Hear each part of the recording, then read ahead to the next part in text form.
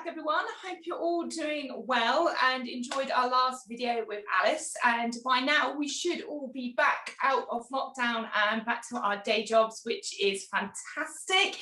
And we've got another special person joining us today. So Neil, I'm going to pass over to you to introduce our guests today and find out about your story. So hi, thanks for joining us. Thanks, Leah. So yeah, we've got Jordan here. He's a PJ professional, and he's a friend of Alice. So Alice is we're sort of communicating with each other, and Jordan here is we want to know more Jordan's story in terms of being dyslexic and his hurdles he's come across through his school years and stuff like that, and his desires to get to where he wants to get to. So where do you know that you were dyslexic at some stage, Jordan?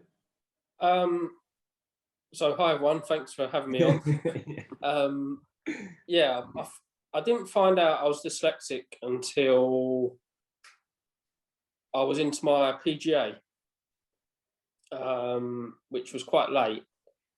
I always had a feeling when I was at school, so it started when I was at secondary school, for sort of English, maths, science, those type of subjects, I was in the bottom sets for, and then couldn't quite concentrate properly and was never quite grasping things. But then for activities like art, design and technology, I was in top sets for.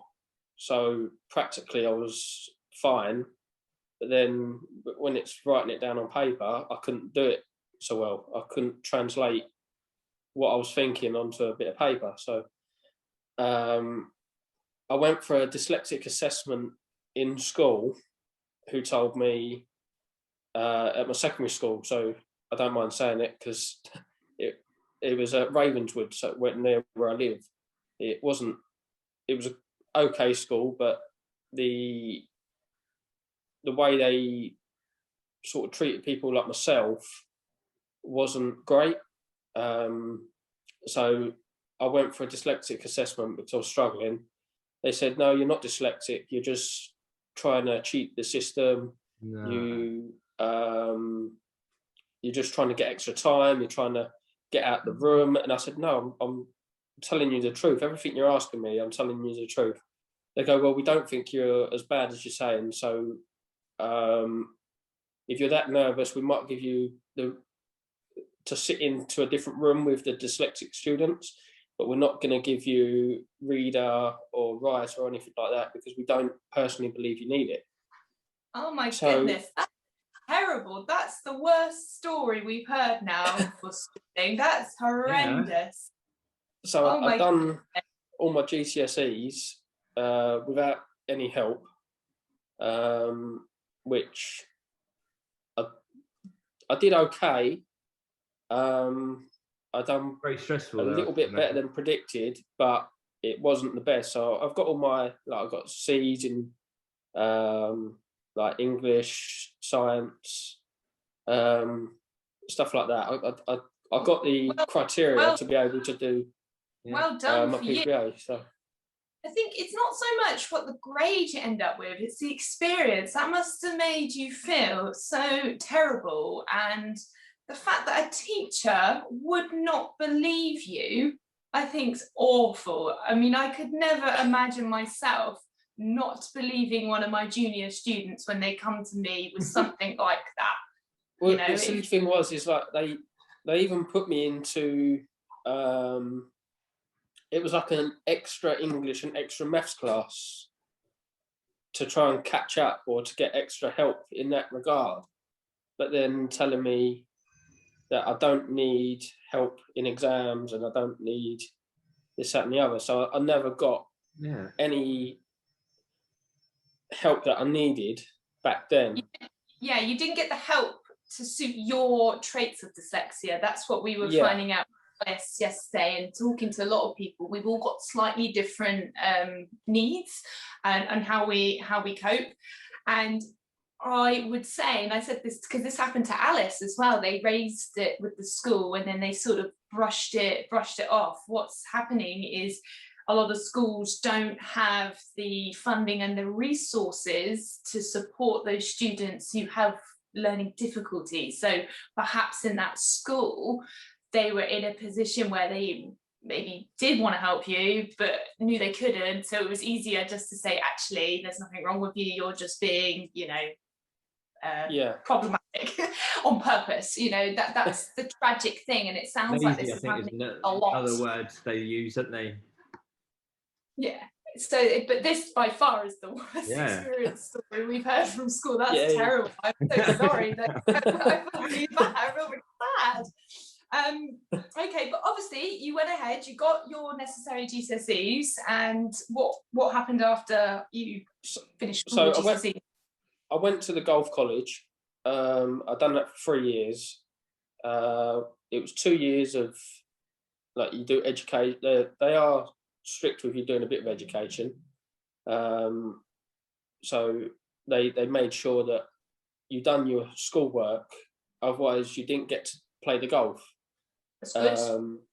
So I had this teacher called Alan Dean. He was from I think it's from Brighton, might have been Brighton College or University, something like that. He was come over and he was based at the golf college, and he helped me quite a bit, actually. So he knew that I struggled, and I said to him, look, I'll try my best. I'm doing what I can. I still find it quite difficult, and he would take the time, and he would give you the time and help you, because he knew you wanted to learn, he knew you wanted help. So if I struggled, they helped me. So I'd never had any issues through college. So they did support you. They made sure that you done what you done. Yeah, exactly. They done what they needed to do. Don't get too happy yet. Wait until you're the PJ one. Yeah. The PJ might not be happy with me telling you the story, but my wasn't great with the PGA either. So hopefully it might change their perception. It might help them. I understand how important it is to help people with dyslexia, and they don't feel that they're disadvantaged. That's just something I think we're trying to aim for, is trying to make sure that people with dyslexic traits, don't feel that they should be doing something else because they're obviously less intelligent. This is very much what we want to try to get through. I think. Would you agree, Leah? Is that trying to say that dyslexic people with good dyslexic traits are just as capable, if not more capable, of doing what they need to do in their job, really. I think that's definitely. I think sometimes we looked as like a hindrance, and actually it's not. You're not talking massive amount of time you need extra, maybe another 10-15 minutes talking to that teacher, or for some people extra time in exams, that extra 10 minutes, that's all they need.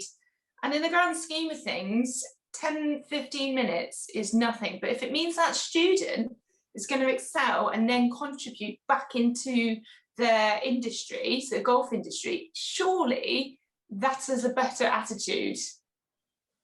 Or have I missed the point there? Like, think about how many golf coaches potentially have dropped out of the PGA program who perhaps has dyslexia and didn't get the necessary help, but couldn't find a way of coping with it, and then it was easier to drop out. But that person could be an excellent coach, excellent custom fitter, or whatever, golf club manager, and then the industry has now missed out on that person, or that person could have been responsible for getting another 100 juniors playing because they've got the personality. I put it on paper. I kid you not, I was this close to quitting the PGA. And I'm not exaggerating. I was talking to my parents about it. I was sitting down, and it was. Is it because it was so close to me ringing them up and saying I'm not doing this no more? Is it because of the difficult of the assignments and stuff? Is that you got it? Yeah, it basically. So when I was, what did you find? What sort of, when you were taking information in, what were you struggling with? because I'm sure they might have a very common trait or common thing. What we both have is sort of taking information and what have you, and how did you get over it? How did you get over like the studies and stuff like that?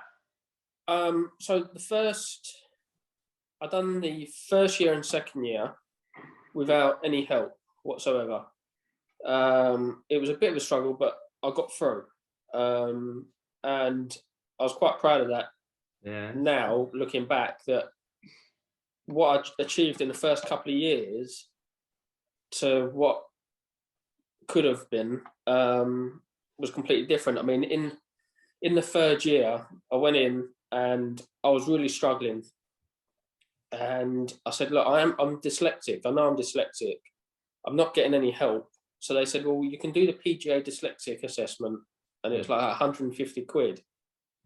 Or you can go and do. The cause of this is because at school they said, oh, you're not dyslexic, or you can't have this time. If you kind of knew that it had, or some sort of like, you know, you could have had it a little bit more easier going through your PGA and what have you. And it's frustrating. Yeah, but like, I mean, the PGA one was a basic one, which I didn't do. I went not far from my house. There's we found a place that does private dyslexic assessments, and it's quite well known. So I started doing that. I went and done that, and the woman, when I was sitting there, said to me, she went, right, okay, don't be nervous. You've got to go through what she's got to go through, and she'll tell me the results, not straight away, you get it in the post, but she'll have an idea after speaking to me. So I say, okay, brilliant. So I was going through the assessment thinking, this is quite hard actually. And I'm sitting there and she's looking at me quite in amazement that I haven't been picked up already. And she stopped halfway through the assessment and said, why have you not been picked up to be dyslexic? Is there a reason? Have you never asked? Have you never asked for help? Or I said, yeah, I did at school. She went, okay. So she finished off the test and she said, I'm going to be honest. She said, I'm very, very shocked with how dyslexic you are. You're severely dyslexic. Because with questions of stuff, I can read a question, and what that question says on the paper isn't necessarily what goes into my head. So I'm reading something and it's going there and it's changing, and I'll go all this way to get back round to here rather than just going straight down where I'm meant to be going. So I'll go completely the long way round to get to the end point. But yeah, so I sent that to the PGA and said to the PGA, look, I've got this assessment done. Here's my assessment. Like, I need help. Because in the third year, I was getting my assignment back after the assessment saying, this isn't good enough. Your writing style isn't up to someone of your age. It's not like, this looks like it's not been had the time put into it. You need to put extra effort in, or your readings, your writing style isn't up to your age level, basically. They said. I had a similar thing on one of my assignments because I didn't get the help either with PG. It sounds like we had a very similar thing. So what happened to me is I got picked up in primary school, so I did get help in primary school, but then when I went to secondary school, I was offered help, but the way they did it was so humiliating in front of all the whole like year group. I said no. I said I can't go through, because kids are mean. Kids are really mean. Yeah. So because I didn't get the help in secondary school, I had no records when I got to my PGA. It's a similar thing. I asked to do their screening, their assessment, but that is obviously a lot of money. It's £300, but then you get half back if it comes back that you are dyslexic. And at 22 years old, I didn't have the money to do it. So I ended up going without. And I ended up doing fine in PJ, but there was a couple of assignments I had a similar thing. Sports science, obviously that's quite a lot of terminology, and I would perhaps take it out of context accidentally, and then I would get similar feedback like this isn't up to the standard of a degree or whatever. And it's like, hang on a minute, I've really tried here. I've not been lazy. And I think even one time I rung one of the mentors up and I was like, I'm really struggling how to formulate this wordy assignment. And yeah, response was rubbish. Kind of say it was rubbish. Yeah, they're not helpful. They wasn't helpful to me at all for the first. Well, it got because like Alice, I had to do another year of the PGA, so I didn't do it in the 3 years because basically I failed the third year, and that they threatened to kick you out if you fail by a certain percentage. So if you don't get, I think it's something like 20% credits or 30% credits in your exams, then they kick you out. So I had all that stress on me that I failed business, I failed golf coaching, like the written, I failed sports science, and it was just each one I was reading coming in, it was like, you failed, and my assignments were getting lower and lower on the grade. So it went from, I think the lowest one I got was about 18%, and I thought, this is a joke. Like they've had my assessment in, I had no help at this point. So I basically went into a bit of a breakdown with it all. Got quite depressed, ended up being like having depression and going through all of that stuff. And this was when I was going to quit. I was like, I've had enough, because it's such a strain on yourself to try and pass and trying to get to where you want to be, but being stopped from doing that just because I can't translate something. Especially because you would have known the information. That's what's really frustrating. You know the answers. So I have this, I can talk and talk. If it was all verbal, be no problem. All my practicals are fine, but I totally get it when you're under that time frame to get that onto paper, and you know that your spelling can be a bit dodgy, and they know if you've missed out a word, they're not going to give you the marks. Especially sports science, they're really fussy with that sort of stuff.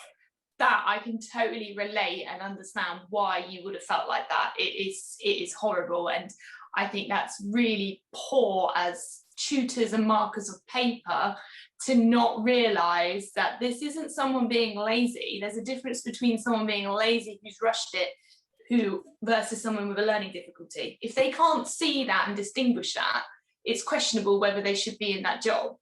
I think that's really poor. And especially if you had raised it as well with them before that third year, you should have been on record that you had raised this problem. Well, it's not a problem, but you had raised that you have difficulties. You've gone out of your way to have not just an assessment, a real professional assessment, not a basic one, a professional one, and they still discard it. That is not good. That needs changed. They discarded it was left. It wasn't flagged. So, like, for example, my practical stuff. So I was with building a golf club, for example, which is one of the first things you have to do. I learned that on my residential, or no, it wasn't a residential. It was the year before you start the PGA. Yeah. You then go into learn. They teach you how to do a build of a club, and between that time and me starting my PGA and doing my residential, I didn't build one golf club. Not one. But when I went to the exam to build my golf club, was the second time I've ever had to build a golf club. And I'd done it I still had about half an hour left of time. So I sailed through it. It was easy. I've done it once. I remembered how to do it with building something. It was practical. I just went, back, bosh, finished. I was sort of looking around like, have I done it wrong because I've done it so quick? And I've not studied it. I haven't think I've not practiced it. It was just something that I'm practically good at. Cool. Yeah. Yeah, that is a dyslexic trait. It's holistic. So you see the whole picture, and then you remember like a jigsaw how to put that all together, which is like a golf swing. Why a lot of dyslexic people are good at sports, because it is a movement. They just remember the movement and can see the whole picture. So again, your PGA, if I was a teacher or a good teacher, looking at it, you're seeing practical, smashing it, getting high marks, but you're so not just a little bit down, but really low down in the written stuff. That's a massive red flag. So you obviously know the information. It's there because you wouldn't be able to do it in your practical. It's just there's something wrong with the written, and that's I think the best one was the golf. Yeah, the best one was the golf coaching one. So one of the sorry guys, I just we've got 2 minutes left. Should we log back in? So yeah, well that's rubbish. So anyway, we're gonna start moving on to how that was really good what you were saying there. Really good, though. I'm so happy that you shared that with us, Jordan. You know, it can affect you mentally if you're not getting the help and support. So anyone listening to this and you're feeling like that, a bit depressed or really fed up with it, it's not you. You're not being silly. You need to try and speak to someone, because you can easily turn it around. Because obviously, Jordan, you got through your PGA. Well done. Amazing. Massive obstacles. And now let's talk a bit about what you're doing currently and how you've ended up using this dyslexia and all these negative experiences and completely turned it around 180. I would love to hear more about this, where you are now with it. So yeah, I think I remember your question you asked me, by the way. I'll just backtrack a little bit. You said to me to remind you about something I'd done with the PGA. You said to me about it was to do with the practical differences. So I done a practical assessment for golf coaching with one of the, I'm not going to mention his name, but he's a really nice guy. He was, I don't know if he still does it or not, but he was quite high up in the PGA for doing the coaching stuff. And when I went for my practical assessment for the PGA in my third year, he said to me, basically at the end of it, he pretty much told me I would have passed it. He said, but I've got to ask you, he said, please be careful when doing your practicals in front of anyone else. He said, because he said it was the level that you're coaching at is too advanced to where you should be. So he said you've gone sort of past PGA level and gone too advanced, and he said you might fail for that. He said so you've got to be careful and stick to the PGA, because I went too advanced. So I was sort of, my coaching knowledge was more advanced than it should be at the level I was at. So it was sort of, he wasn't having a go, he was trying to help. A bit silly. See, I mean, I'd love to actually see your foot. We're all all pros, and this is for golf. But for me, the PGA was the main reason I did it. I wanted to coach, and for that side of things, coaching is such an open spectrum, and I don't really think there's a wrong answer necessarily. You know, it's a continuum, that's it. Coaching's constantly evolving. So I found on that side of things, you're doing these tests, and exactly like you said, you're too advanced, you need to stick to the PGA way. I feel it's a bit dangerous, because you shouldn't ever be putting yourself into a model or box necessarily. I think they could perhaps tweak that a little bit, and it's more about finding out different knowledge and you as a person. So I find, especially when I've done the Ledbetter certification for the kids, I'm now doing the main one, it's more about how you communicate with the client rather than what your knowledge is, because at the end of the day, it's about whether you can refill that diary for the following week. So you could have all the knowledge in the world, but if you cannot communicate or relay that to your student, they're not coming back. And I felt like the PGA missed a big chunk of that, your actual relationship and rapport with people. I think that is a big thing that needs to be looked into, because I know plenty of coaches who in their PGA got like student of the year and they really do know it, but they really struggle to maintain a consistent diary.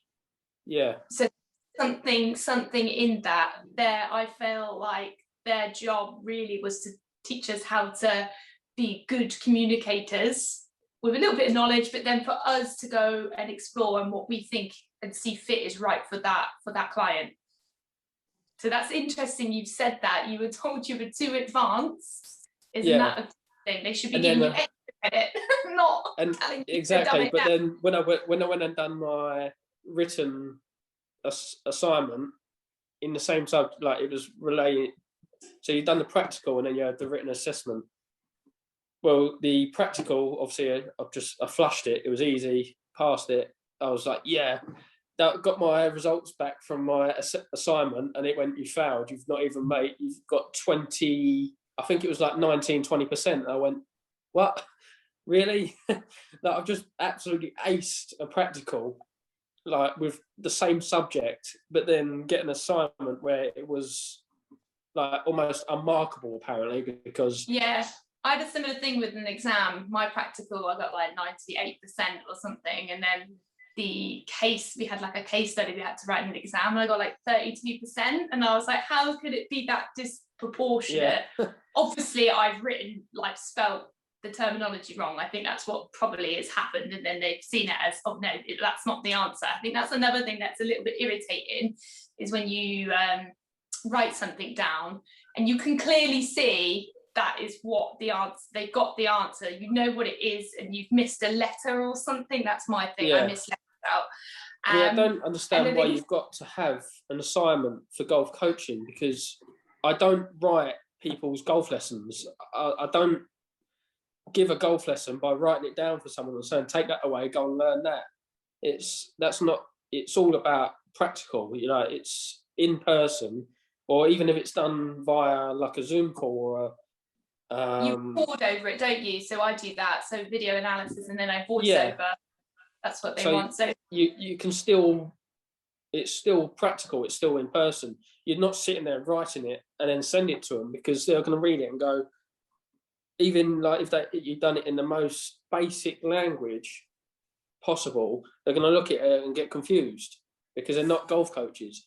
It's all about teaching someone how to put it into, just say, a certain position in person. And if you can relay that to someone and they can understand it in front of you or over V1 recordings or whatever it may be, then that should be how coaches are assessed, in my opinion. That's the real world, isn't it? That's what you're doing in a practical real world. So I don't know, you must feel the same. What do you do, Neil? Do you do any video voiceovers? Well, my experience with the PJ is where I had this on year one, I've done the dyslexic test. So throughout the whole course of the PGA, doing the assignments, I had the extra time. I had to put a little thing on the end of my assignments to show that I am dyslexic, and they would take that in consideration, the spelling and stuff. And then the assignments, I had a reader and a scribe, and the extra time. So I was sitting in front of a guy with his laptop, and he would read the question out and I would say it, which is exactly the scenario what we kind of do when we're in coaching with our pupils. Yeah. So isn't it interesting? We've talked to a few pros now, and what I'm getting, it's a mixed bag of who gets help and who doesn't. I think it feels like it's a bit of a lottery, and all depends on who picks up that initial phone call, who you deal with. If you deal with the right person, you'll be fine. If you deal with the wrong person, you're not fine, which this is what I think needs to just be a little bit tighter. I found with the PJ, I've got to mention her name, especially, was Julie Wiltshire. I don't know, I think she might have changed her name now. But she was my absolute, I love that lady to pieces. She helped me through my PGA massively. If she wasn't part of, even when she wasn't in doing my year, because when I had to do the extra year, she still helped me. and she was really, really helpful. Her and Michelle Hill as well. Them two at the PGA was so helpful compared to, like, I'm not going to say the others wasn't, but they've gone the extra mile to help you out. They went the extra mile, and that's what we're told we're supposed to do as coaches. So it's lead by example, isn't it? If they're not leading by example, how's that going to feed into a lot of those future coaches or custom fitters if they're not going the extra mile? I know I've always made a point of going above and beyond, you know, sometimes doing myself a disservice, but I feel like that's the right thing to do.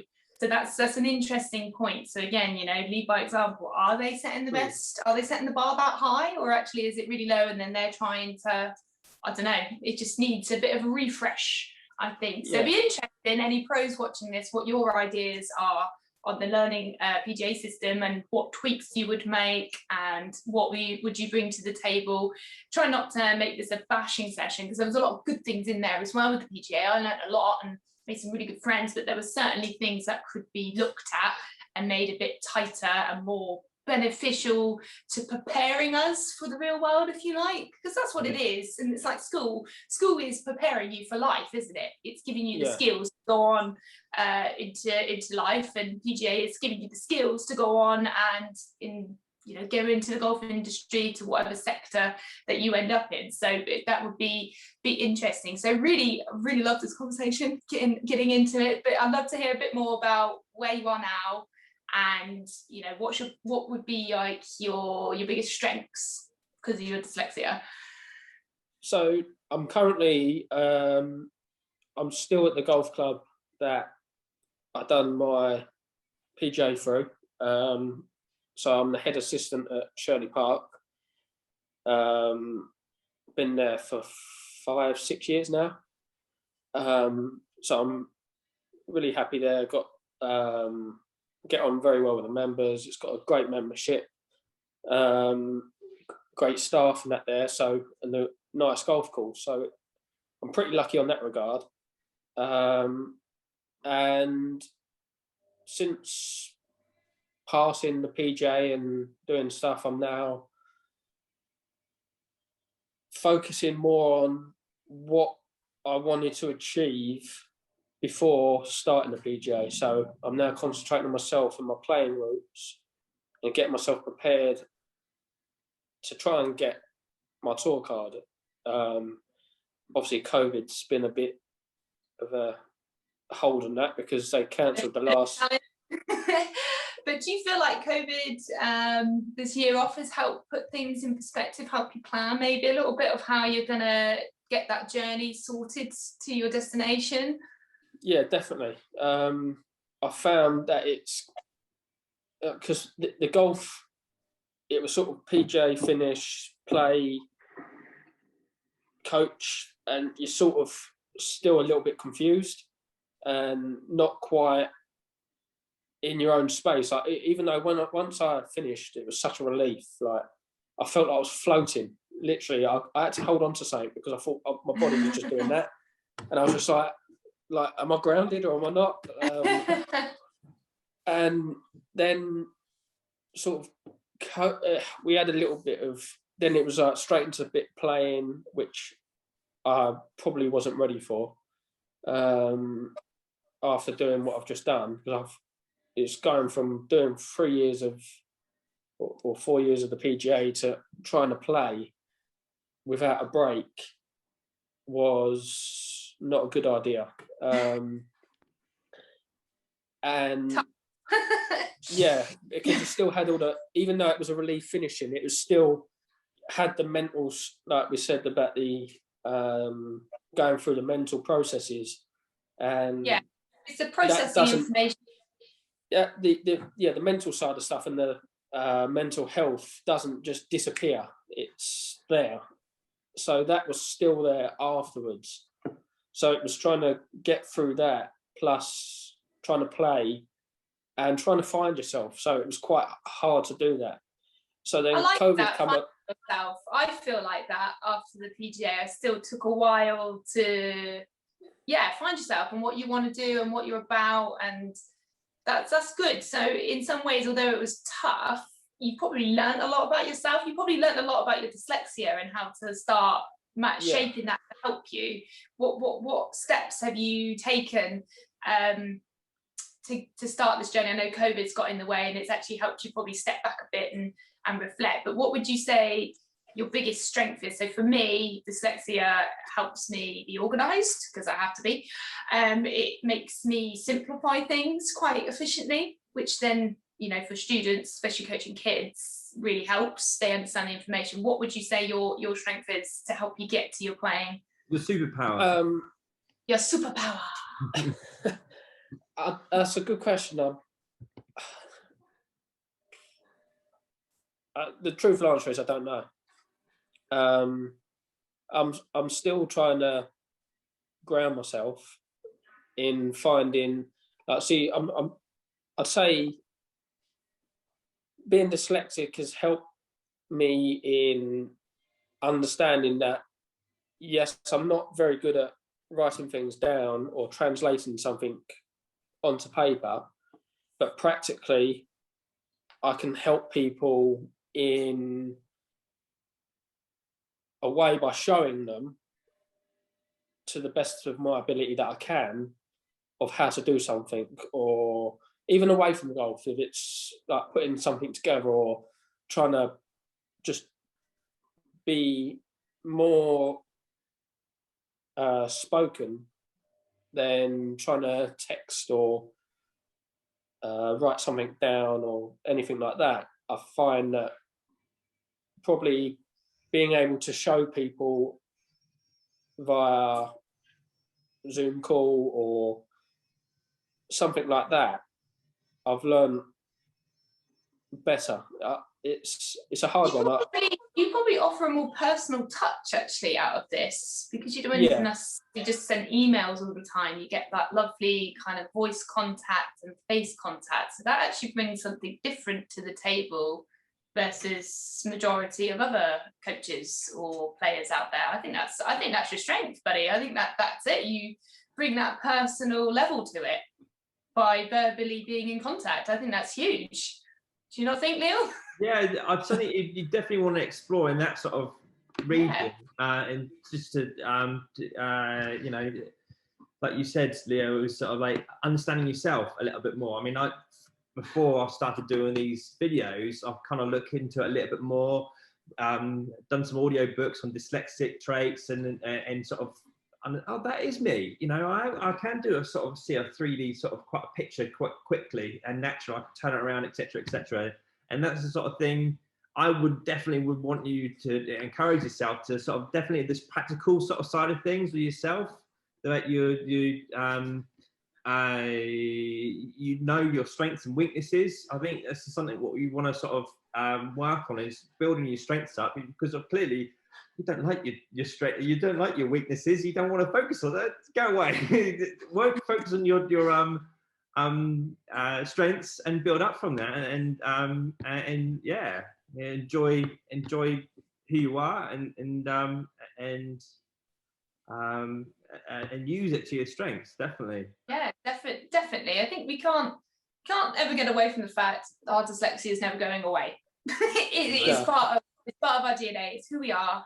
Although we can work on it and make it a bit better, we're still going to have our traits of misreading, a few spelling errors or mispronunciations along the way. However, I think what you can start to do, and it sounds like you're on that path now, is learning about it. So I'm really understanding what your traits are, how to manage it, and then, as Neil said, just hone in on those strengths. So your practical mind and ability, I think that is what's going to get you on tour. Let's be honest, it's a practical game. It's about hitting a ball into a hole. So if you could do that, then I mean, you're going to be fine. And I think a lot, like other people, you might not think it right now, you've inbuilt such a determination, an internal determination inside of you, because you've been pushed into those corners and you have busted out of those corners. So I think that's only going to help you on your journey of playing. I think that's going to be your advantage. Yeah, that's going to be your advantage.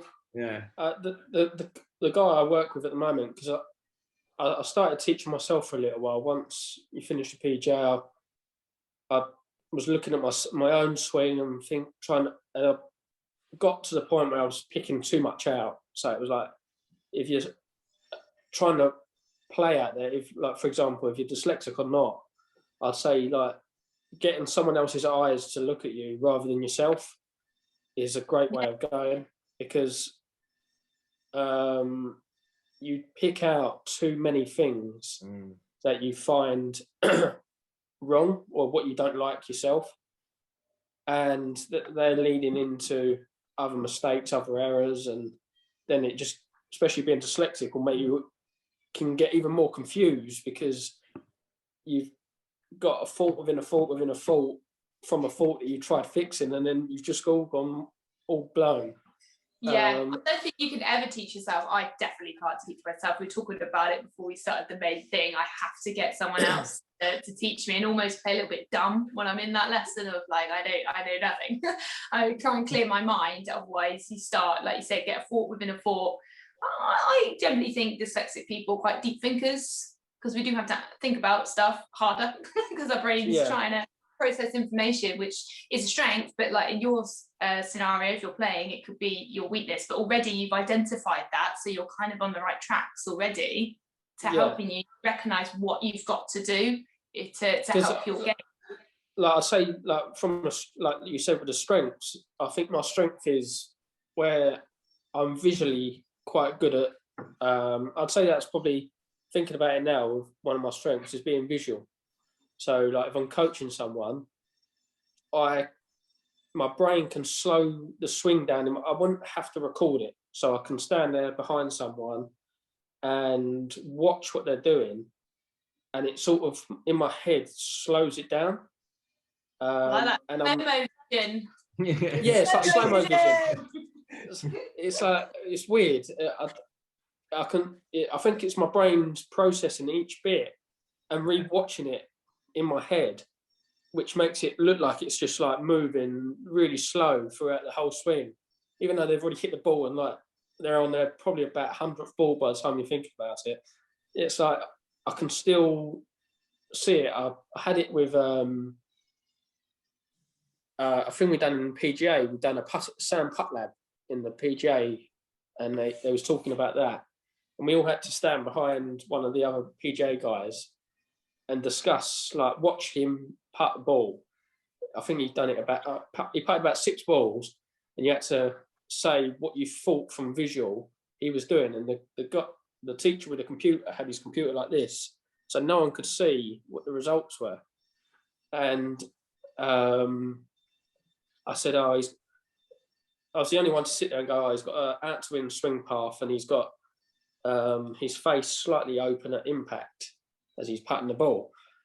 So everyone's sort of looking at me like, no, he's straight back, straight through, and it's pretty square. Like, what are you seeing? It's not. And I did get someone to say, not really. And I went, I'm just telling you what I can see. So other people done their speech of what they thought, and he opened up the computer and he said, who's the person that said he was like 1 or 2 degrees open at impact? And I was like, me. And he was like, well, he had an out-to-in swing path with a 1.5 degree open face. He said, I don't know how you managed to see that in like full speed. He said, but you've nailed it, like what I wanted you to see. Dyslexic brain kicking in right there, and I think there you go. That's your strength. You can teach without necessarily having to have the technology, which makes you a better teacher. 100%. If you can teach without the technology is great just to kind of back up what you initially think. Your client's going to trust you more if you say the information and it's right, and then you show them, then that puts more trust in you. So there you go. Kind of, I think in this video session we found your strength for you. That's superpower today. High five. Slow-mo vision. High five. Well, thank you so much, Jordan. I think we've probably all gone way over our time. This could be a two-parter, but I am so happy with what we've discussed today. It's been brilliant. I've really invested in your story, and I think it's just brought a really nice level to it. I know that it was probably difficult in some parts to talk about, but I'm so happy that you could share that with us, because that could really help someone watching this. And touching on a sensitive subject of that mental health, I think that's only a positive thing. It's something that we shouldn't be ashamed to talk about, along with our learning difficulty, because, you know, especially this last year, how it's impacted all of us. You know, it's a safe space. I think this is what I like about this. It's a safe space, and brilliant. Thank you so much. I'm lost today. Thanks for sharing everything, Jordan. Yeah, thanks for having me on. No, pleasure. Thanks for coming on. No, our pleasure. And of course, anyone watching, if you would like to get in touch, share your stories or be a guest, then feel free. If you're out playing golf in the Surrey area, Bletchingley, hit me up. Or you're Salisbury, aren't you, Neil? Salisbury. And Jordan, where were you based again? Sorry. South Croydon. South Croydon. You're not far from me. We'll have to go and have a game. We can definitely make that one happen. I'm working on my diary with Neil and Alice, but Croydon, you're on my doorstep. I Red Hill, which then is just over. So definitely we're going to fix up a game, and you can show me how to play. You can slow-mo vision my swing. Awesome. Get a new hashtag, slow-mo vision. I love it. You're going to have a great laugh. Slow-mo vision with my swing. But awesome. Wish everyone a happy day, and I'm sure we'll be back with another video podcast very soon. Yeah. All right. Thanks. Cheers, guys.